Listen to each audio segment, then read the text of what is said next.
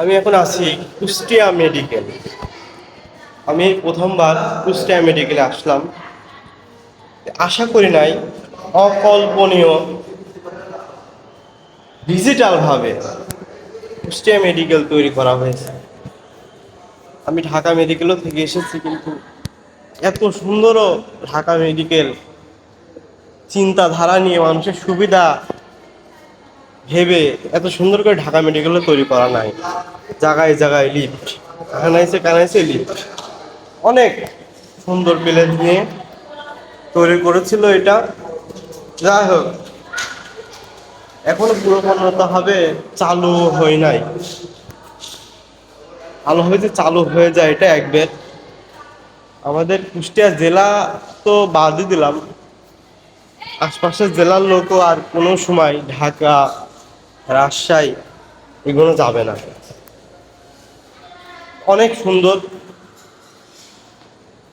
অনেক ধন্যবাদ যারা উদ্যোগ নিয়ে চালু করার চেষ্টা করছে।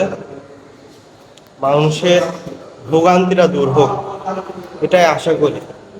64 জেলার মানুষ সেই ঢাকা, রাজশাহী এগুলো যেতে যেতে ক্লান্ত।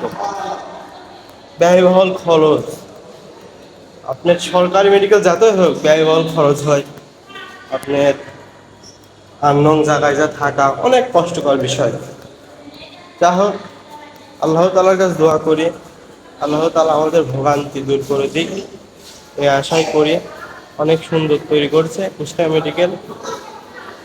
ধন্যবাদ যারা উদ্যোগ নিয়ে চালু করছে।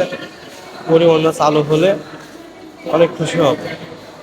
পরিচ্ছন্নতা কর্মী অনেক দরকার। নোংরা পরিবেশ আছে, পরিবেশটা ক্লিন রাখতে হবে।